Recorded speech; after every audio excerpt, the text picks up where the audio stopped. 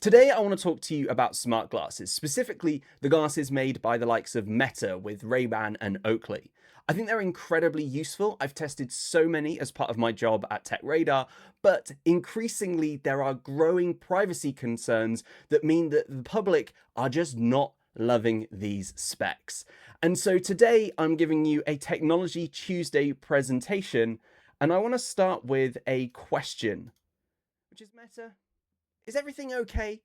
Because you might have seen videos like this recently that will turn your logo into, I think, having a bit of a frowny face. And specifically, we've got this clip from Lord at a music festival a couple of weeks ago. Can I just say, for the record, the glasses. Don't get the glasses, not sexy.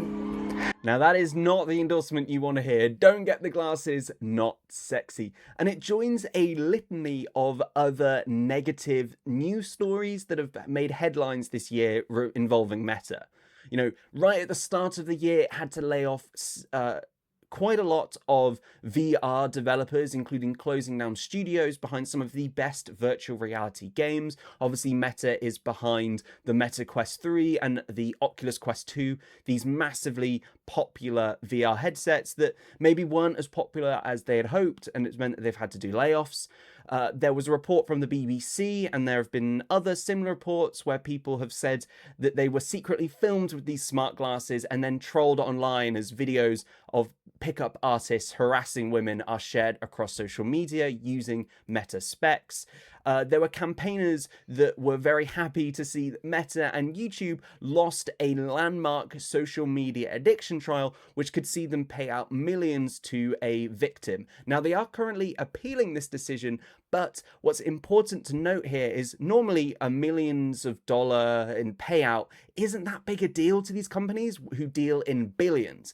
But this was just for one person. There are thousands more trials set to take place just in California alone, and I imagine the precedent set, assuming that Meta and YouTube don't win their appeal, could mean that they'll have to pay out significant sums to people who used their platforms, and that could be a really big problem for them. But the problems continue.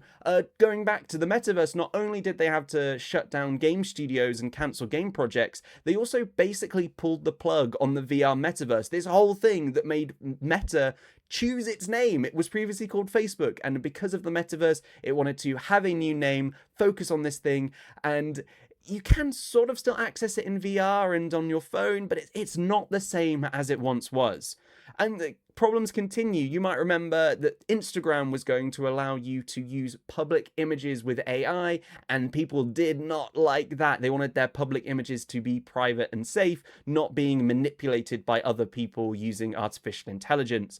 And Meta, on its smart glasses side, started to introduce rate limits for some features, basically paywalling stuff that your glasses could previously do entirely for free. And a big deal was one of these features, which allows you to amplify the voice of someone you're talking to using noise cancellation tech. It was advertised as being entirely offline, meaning your glasses should be able to do it without connecting to a server or anything like that. So people were really confused why it needs a rate limit, because that would be like saying your phone can only take so many photos. You've got all the hardware and software on your phone or on your glasses, and it's just being taken away. People were not happy about that. Now, Meta did try and solve several of these problems. A big one for that Instagram AI image outrage was that they reversed course and said, okay, we're not going to be doing this because there was so much backlash. And also when it comes to people trying to harass others when using their glasses, Instagram is now said that it was going to be banning pickup artists and pranksters who use its specs, and several notable accounts have been banned, though some have found that videos are still remaining up online, though this has only just started happening, and hopefully these videos will be completely booted off the platform. Though the positive stories starting to fix their reputation maybe haven't been able to combat the arguably biggest negative headline we saw this year, which came out of Sweden, that was this video, this report from a couple of publications saying that Meta contractors were able to see videos recorded through the glasses and photos taken with the specs that involve people engaged in sexual activity or reading bank information or just in the bathroom. Using the bathroom. I would not want anyone to see that kind of stuff if it involved me. And they felt really uneasy about this, especially because it seems that the people using the glasses didn't realize that Meta contractors would be able to see this stuff. And it's just not good. Now, I'm someone that's used a lot of different Meta glasses. We've got the Vanguards here, these very snazzy looking running specs. You can also use them for cycling and other sports. There's me looking way too happy on a very miserable run because I needed to take that picture for a review. I'm also trying out some Houstons there with...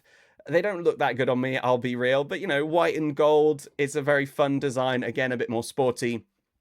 And the glasses that kind of started it all, the Ray-Ban Meta Gen 1s. And what was really interesting about this, you might just be able to make out in the background a Meta Quest 3 on a podium behind me. And what was really funny about this event was we maybe spent 5, 10, 15 minutes with the Meta Ray-Bans. They talked about them, said, here you go, you can go and wear them if you want to. They didn't really do all that much at the time. They were kind of basically not really set up to be used, just looked at. And we spent like an hour, a couple of hours with the Meta Quest 3, watching a presentation, playing various demos, and basically VR's been left at the wayside while these glasses have just skyrocketed. Incredibly funny to look back on this and see how things have changed. And as I've used the glasses, I can say that they do several great things. Recently, on a trip to Tenerife on my honeymoon with my wife, we used them so much for translating voice and text. We could ask for quick advice on Spanish phrases or be able to translate the back of various things. Like my wife's conditioner exploded in our suitcase. It was in a plastic bag, so it didn't ruin too much, but it meant that she didn't have any on us, and we had to basically go out and find her some more. But she's allergic to some ingredients. Using the glasses, she could get it to translate the back of the Spanish bottle, and it could say, okay, this doesn't have any of the ingredients you're allergic to, so you can pick it up. And she actually liked the conditioner so much we bought a few extra bottles to bring home with us.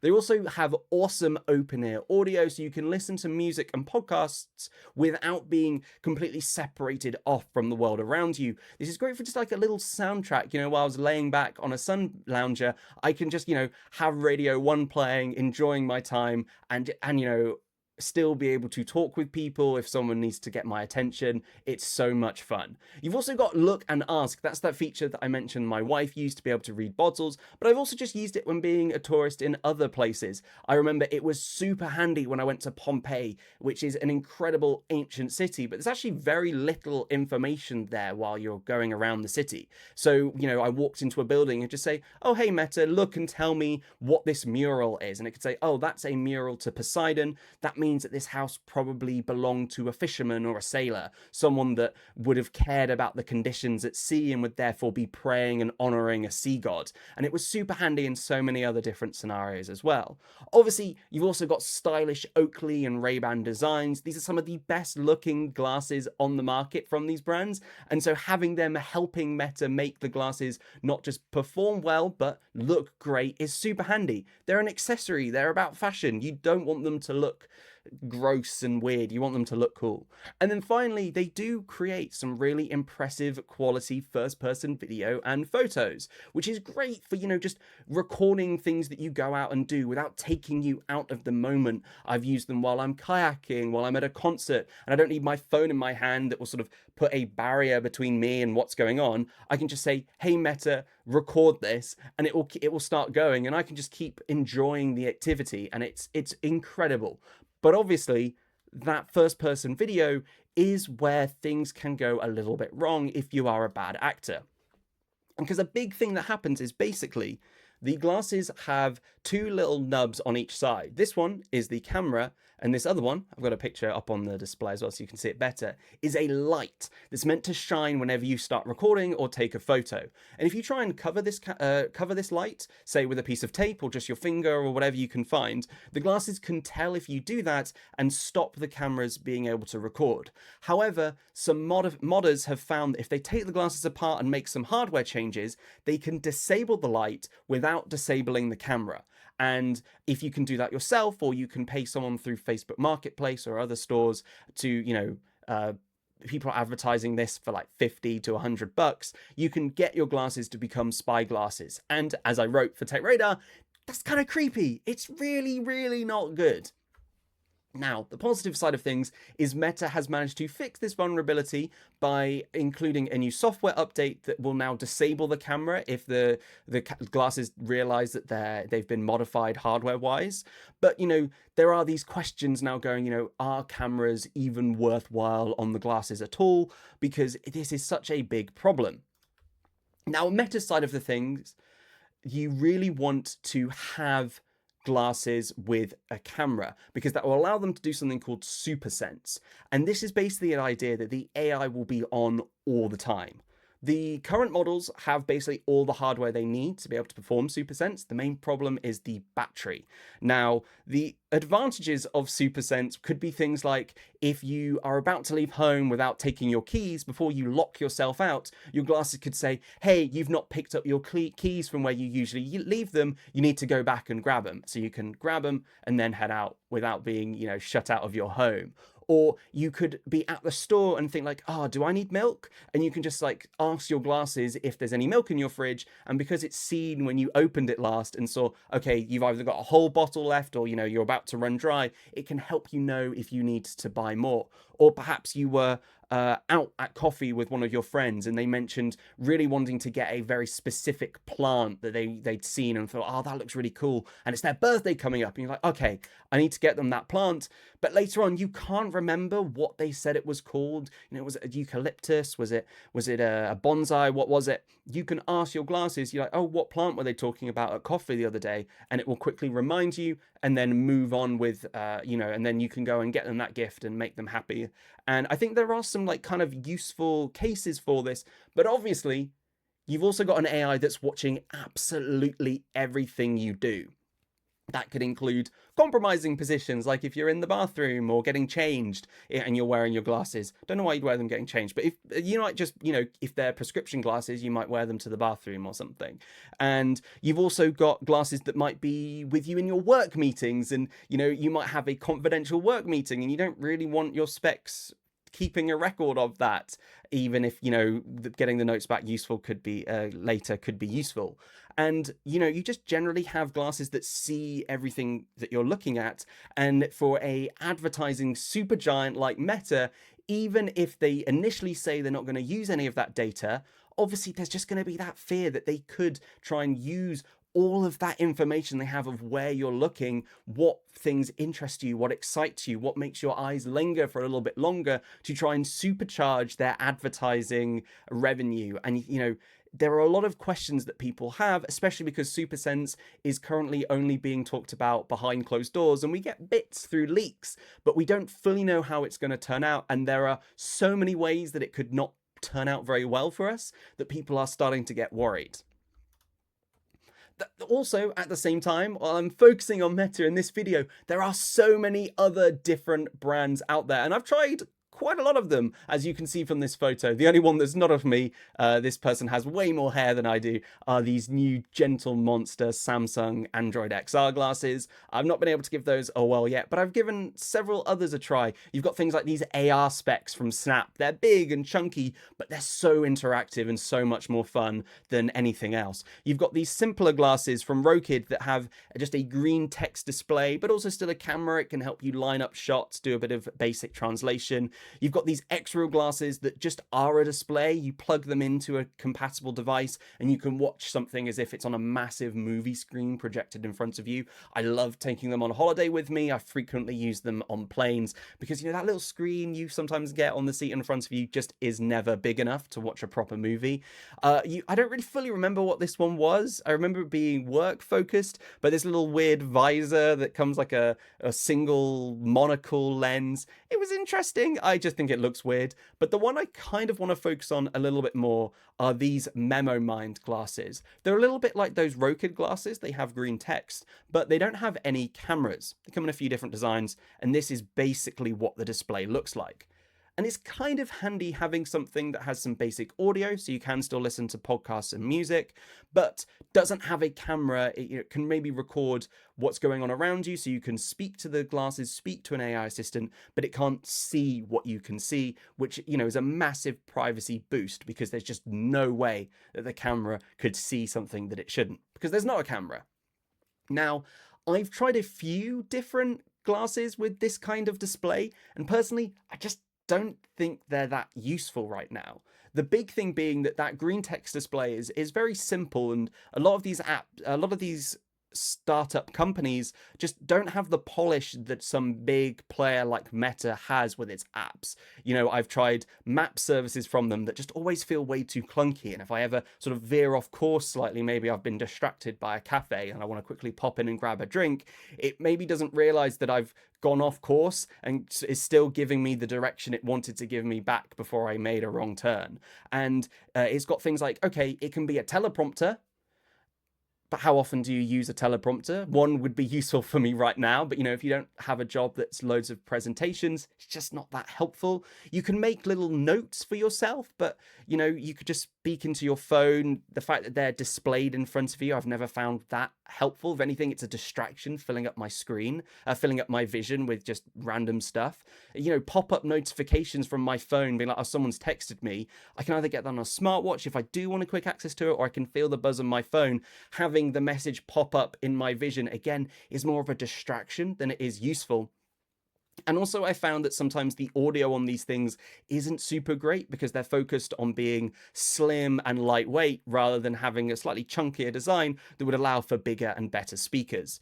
And also the lack of a camera, as great as it is for privacy, is just not useful because actually having a camera has plenty of great applications. As I mentioned before, it's super fun if you're on holiday and you want to snap a quick photo, or you want to provide a little bit of visual context to an AI to find out more about something that you're looking at.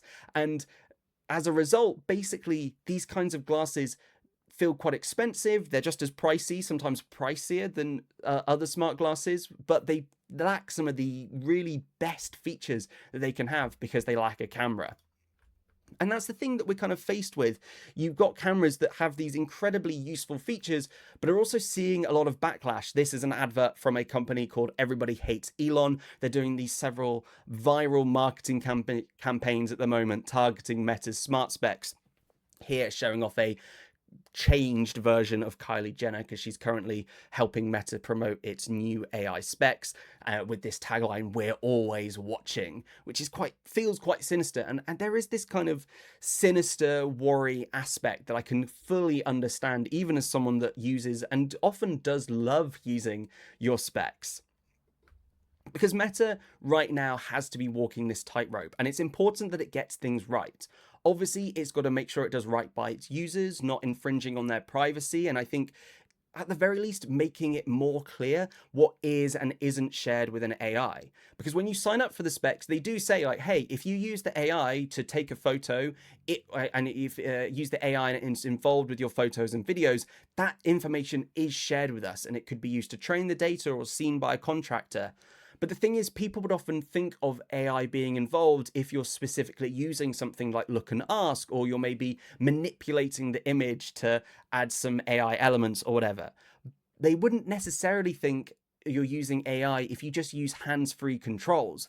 And based on what I've seen, that seems to be where a lot of these videos that got talked about in that Swedish article earlier seem to have come from. People just saying like, hey, Meta, start a video, and not realizing that that activates the AI, and therefore that content's going to be shared with Meta. I think Meta needs to make this way more clear what is and isn't AI for the purposes of what is shared with them, and ideally would have a better split so that more content is kept private. Perhaps it could adopt Apple's private cloud compute approach, where basically you rely on an AI server to provide better assistance, but it doesn't actually go into public access information. It stays private, stays connected to just your account. And also it needs to work out how these glasses interact with other members of the public. Because while I've consented to wearing these specs and maybe accept that they're going to see more of my life and have access to my information, the people around me haven't consented to that. And that's causing, a lot of stress. That's why we're seeing adverts like "we're always watching." People being aware of this stuff. And I've definitely found that as this growing online dislike of the specs is happening, people going out and calling Meta's glasses pervert glasses, when I'm testing them, I've been testing these for review the past few weeks, I do now have this fear that I didn't have a few years ago that people might come and beat me up on the street. And that's just not something you want to have if for some tech you're using, especially glasses like these, which are prescription glasses. They cost several £100s. And if you've picked these up instead of buying some, regular prescription glasses, and then suddenly you don't feel like you can use them, some places are even banning them. There's been news about Comic-Cons and courts and various offices not allowing you to wear these glasses. Suddenly something that's not just a fun gadget, but is actually an essential piece of eyewear for you. It allows you to see the world. You're not able to use that. That's a lot of money wasted. And I think Meta really needs to not just do like good PR, it needs to actively take actions to show that it really cares about privacy, especially the privacy of people that aren't using its glasses. It's taking a massive stand against people that use the glasses to harass people on its own platforms and working with other platforms, and maybe also trying to help clean up the smart glasses space outside of what it's doing. Because while again, Meta is a super popular player in this game, my understanding is its Ray-Ban glasses are some of the most popular at in-person Ray-Ban stores across Europe. At least they were a year or so ago when that report came out. But, there are so many other players in the game, and if they're doing things wrong and Meta even is starting to do things right, that other brand is going to drag all smart glasses down with it into the gutter in terms of the public perception. And so Meta maybe needs to be working with these other brands, again, making sure that their videos aren't being shared on its platforms, that they're taking the right steps, perhaps working with lawmakers to introduce regulation that finds that fine line between allowing people to wear them but not banning them outright. Because I absolutely love these glasses. Again, I don't want to sound too negative, because while there are some major issues, this is my wife and I using them on our honeymoon, and they were great. They're just smart. They're smart glasses, so we can enjoy audio and we can take photos of each other and video to record our memories, rely on the AI for some assistance. But also, they're sunglasses. They look trendy and they keep our eyes protected in the sun. They're just incredibly fun, useful tech. And I think they're probably one of the best gadgets I've tried over the past few years. But as things are going, I think they're just not going to be able to survive in the current climate. And that makes me so sad. So Meta, if you're watching this, I hope you can make some changes as someone that does love these specs, because I don't want them to just get banned and go away. I want them to succeed. But as things are going, I can see why they won't. There are some major privacy concerns that need to be addressed. So that's everything I wanted to say to you today. Thank you so much for watching my video. Let me know in the comments whether you think smart glasses are an incredible gadget or whether they should get banned, and I will see you in the next video. That's a better one. Okay.